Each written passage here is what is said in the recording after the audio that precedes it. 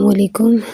अच्छा, आज जो हमने टॉपिक डिस्कस करना है वो हमारे पास है internal structure of root and uptake of water and nutrients. जो रूट होता है उसका अंदरूनी साख्त क्या होती है, कौन-कौन से उसके अंदर सेल्स मौजूद होते हैं, कौन-कौन सी लेयर्स मौजूद होती हैं और किस तरह जो है रूट्स ज़मीन से पानी और न्यूट्रिएंट्स को जो है वो एब्ज़ॉर्ब करती है। अच्छा, हमें पता है रूट्स जो है वो ऑर्गन है जो एब्ज़ॉर्ब करता है वाटर और सॉल्ट्स को सॉइल से। ये हमने जो है the cell and tissue unit number 5 में भी इस बात के बारे में पढ़ा था कि रूट जो है वो ऑर्गन है प्लांट का जो ज़मीन से एब्ज़ॉर्ब करता है वाटर और मिनरल्स को एब्ज़ॉर्ब करता है। फिर यहाँ हमने क्या करना है, इंटरनल स्ट्रक्चर जो है रूट जो है उसका शो करवाया गया है। उसके फॉलोइंग फीचर्स, उसकी खसूसियात शो करवाई गई हैं जो हमें मदद दे सकती है कि जिया जो एक तो हमें ये हेल्प होगी कि हम उसको जब स्टडी करेंगे तो हमें जब सेल की लेयरिंग का पता चलेगा तो हमें ये फ़ायदा होगा कि हम जो है ये फंक्शंस है उसको आसानी से याद कर सकते हैं कि पहले पानी किस एरिया में जाएगा, फिर किस स्ट्रक्चर में एंटर होगा और इस तरह जी जो पौधे के रूट्स का इंटरनल स्ट्रक्चर है वो जो है रूट्स को एक फीचर्स, एक कैरेक्टरिस्टिक्स प्रोवाइड करता है ताकि वो आसानी से अपना फंक्शन जो है वो परफॉर्म कर सके। अच्छा, अगर हम बात करें ना इसके सेल्स के, इसमें डिफरेंट सेल्स मौजूद होते हैं जैसे एपिडर्मिस है, सबसे आउटर लेयर होती है, उसके बाद फिर कॉर्टेक्स आती है, एपिडर्मिस आती है, एंडोडर्मिस आएगी, यहाँ एंडोडर्मिस आएगी, पेरिसाइकल और वस्कुलर टिश्यूज आ जाते हैं। ठीक है, ये सारे आपके एनाटॉमी में आते हैं रूट की, और ये रूट के अंदर डिफरेंट सेल्स की लेयर मौजूद होती हैं। सबसे जो आउटर मोस्ट कवरिंग होती है उसको एपिडर्मिस बोलते हैं। Epidermis single layer of cells होते हैं, यानी सिर्फ एक लेयर होती है। अगर मैं आपको बताऊं, ये एपिडर्मिस ऐसे सिंगल लेयर होती है, सिर्फ एक लेयर होती है सेल्स की, जो अपर साइड पे भी और लोअर साइड पे भी, अपर और लोअर ये आपके इंटरनल ऑर्गन में मौजूद होती है। एपिडर्मिस लीफ के भी अपर और लोअर साइड पे एपिडर्मिस मौजूद होती है, लेकिन ये सिंपल ये होती क्या है, एक सिंगल लेयर ऑफ सेल्स होते हैं। Many cells of epidermis have a tiny hair like extensions into air spaces among the soil particle. वो कह रहे हैं इस एपिडर्मिस से कुछ हेयर लाइक स्ट्रक्चर ऐसे निकलते हैं। ये हेयर लाइक स्ट्रक्चर्स एपिडर्मिस के सेल्स से निकलते हैं जो कहाँ चले जाते हैं, जो सॉइल में खाली जगह होती है ना, ज़मीन के अंदर जो खाली जगह होती है उसके अंदर तक चले जाते हैं, और इनको हम क्या बोलते हैं, इनको हम बोलते हैं रूट हेयर्स। इन एक्सटेंशंस को, वो एक्सटेंशंस जो एपिडर्मिस से निकली हैं, जो सॉइल के अंदर स्पेस मौजूद है उनके अंदर चली जाएगी, इसको क्या बोलते हैं, रूट हेयर्स बोलते हैं। रूट हेयर्स का डायरेक्ट कंटेक्ट होता है सॉइल के पानी के साथ, क्योंकि ये बहुत बारीक बारीक होती हैं, ये ज़मीन में खाली जगह, जहाँ खाली जगह होती है वहाँ अंदर तक चली जाती है, तो इस तरह इनका ज़मीन में जो पानी मौजूद होता है उसके साथ डायरेक्ट कांटेक्ट होता है। रूट हेयर का सरफेस एरिया ज़्यादा होता है। ठीक है, रूट हेयर क्या करती हैं, ये पानी और सॉल्ट्स को एब्जॉर्ब करती हैं। पानी जो है, the soil water have low concentration of salt and root hair. वो कह रहे हैं जो रूट हेयर है ना उसके अंदर पानी की मिकदार ज़्यादा होती है, और सॉइल के अंदर पानी रूट हेयर्स के अंदर नमक की मिकदार ज़्यादा होती है, और पानी के अंदर जो सॉइल वाटर है उसके अंदर नमक की मिकदार क्या होती है, कम होती है। लेकिन फिर भी हम पानी को एक्टिव ट्रांसपोर्ट के ज़रिए रूट में ही लाएंगे।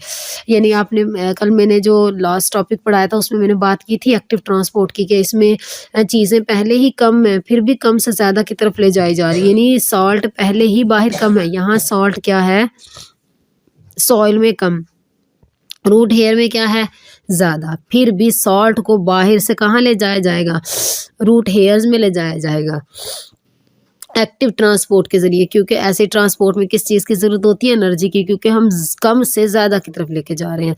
अच्छा, अब इसी वजह से जब अंदर जो है वो सॉल्ट और ज़्यादा हो जाएगा तो पानी खुद ब खुद जो है वो अंदर मूव करेगा, क्योंकि पानी की मिकदार ज़्यादा हो गई बाहर और अंदर पानी की मिकदार कम हो गई।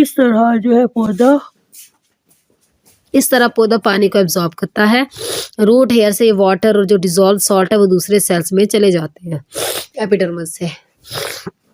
अच्छा, मैंने अभी यही बात की है कि सबसे पहले एपिडर्मिस सबसे आउटर लेयर होती है। ठीक है, एपिडर्मिस सबसे आउटर लेयर होती है। एपिडर्मिस में कुछ हेयर लाइक एक्सटेंशंस मौजूद होती है जिनको रूट हेयर्स बोलते हैं। रूट हेयर्स ज़मीन में खाली जगह तक जाती है, पानी के साथ डायरेक्ट कंटेक्ट होता है। रूट हेयर में सॉल्ट की मिकदार ज़्यादा होती है, ज़मीन में जो पानी है उसके अंदर सॉल्ट की मिकदार कम होती है, फिर भी सॉल्ट को एक्टिव ट्रांसपोर्ट के ज़रिए रूट हेयर में मूव करवाया जाएगा। जब रूट हेयर्स में पानी को मूव करवाएंगे तो फिर जो है रूट हेयर्स में पानी के वाटर सॉल्ट को मूव करवाएंगे तो पानी खुद ब खुद मूव करेगा। इस तरह पानी एपिडर्मिस में एंटर हो जाता है, फिर एपिडर्मिस से दूसरे सेल्स में जाएगा।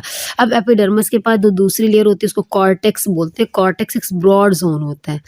कॉर्टेक्स क्या है? एक ब्रॉड जोन। यानी अगर मैं कहूँ ये एपिडर्मिस है, एपिडर्मिस के बाद कॉर्टेक्स बहुत बड़ा जोन होता है सेल्स का, मतलब यहाँ पे काफ़ी जो खुला वाला एरिया होगा ये कॉर्टेक्स ने कवर किया होगा। एक मिनट में दोबारा बताती हूँ आपको। अगर ये एपिडर्मिस की लेयर है, ये एपिडर्मिस है, तो एपिडर्मिस के बाद कुछ ब्रॉड जोन होंगे। ब्रॉड जोन का मतलब होता है चौड़ाई, ज़्यादा चौड़ाई वाला हिस्सा होगा जहाँ पे सेल्स की लेयरिंग क्या होती है? ज़्यादा होती है। इस तरह की लेयरिंग होती है। इस सब को क्या बोलेंगे? कॉर्टेक्स। ये कॉर्टेक्स और ये क्या है? एपिडर्मिस है। ये ब्रॉड जोन होता है और वाटर कहाँ से कहाँ मूव करता है? वाटर एपिडर्मिस से कॉर्टेक्स में जाएगा। उसके बाद हमारे पास आता है एंडोडर्मिस। ये हमारे पास है एंडोडर्मिस। ये एंडोडर्मिस है। अच्छा, जो एंडोडर्मिस है वो एक लेयर है जो कॉर्टेक्स के अंदर आती है, यानी ये यहाँ पे आएगी, ये यहाँ आ रही है। यहाँ हमारे पास क्या है? ये हमारे पास कॉर्टेक्स है और ऊपर हमारे पास एपिडर्मिस है। एपिडर्मिस, कॉर्टेक्स और फिर ये एंडोडर्मिस होगी। पानी जो है वो कॉर्टेक्स से किस में आएगा? एंडोडर्मिस में। फिर इसके जो अंदर वाली लेयर होगी वो भी छोटे छोटे सेल्स मौजूद होते हैं, उसको क्या बोलते हैं? ये पेरिसाइकल होगा।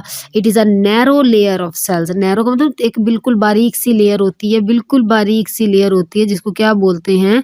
जिसको हम पेरिसाइकल बोलते हैं। और ये एंडोडर्मिस के अंदर वाली साइड पे होती है। यानी सबसे पहले एपिडर्मिस आएगी, एपिडर्मिस के बाद कॉर्टेक्स, कॉर्टेक्स के बाद एंडोडर्मिस, एंडोडर्मिस के बाद पेरिसाइकल और पेरिसाइकल के अंदर कुछ वस्कुलर टिश्यूज मौजूद होते हैं, वस्कुलर बंडल्स मौजूद होते हैं जो जाइलम और फ्लोएम होते हैं। यानी जाइलम और फ्लोएम को हम कलेक्टिवली क्या कहते हैं? वस्कुलर बंडल्स बोलते हैं, जो रूट्स के सबसे अंदर मौजूद होते हैं। अच्छा, ये पाइप लाइक स्ट्रक्चर बनाते हैं। जो वस्कुलर बंडल्स होते हैं ना, जाइलम और फ्लोएम, ये पाइप की तरह एक दूसरे के साथ अटैच होते हैं।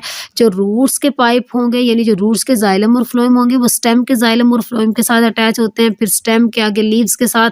इसी तरह वाटर जो है पेरिसाइकल से जाइलम में जाएगा रूट के, वहां से वो जाइलम में जाएगा स्टेम के, क्योंकि जो ये पाइप हैं रूट और स्टेम के पाइप है ये अटैच हैं। तो पानी पहले जाइलम में एंटर होगा, रूट के जाइलम में, फिर वहां से एंटर होगा स्टेम के जाइलम में। इस तरह पानी जो है वो हमारे वस्कुलर बंडल्स तक ट्रांसपोर्ट होता है और वस्कुलर बंडल उस पानी को प्लांट की पूरी बॉडी में क्या करते हैं? ट्रांसपोर्ट करते हैं। ये हमारे पास एनाटॉमी थी रूट की, कि किस तरह जो है स्ट्रक्चर है, किस तरह इंटरनल स्ट्रक्चर है रूट का और किस तरह पानी किस किस लेयर में जो है वो एंटर होता है।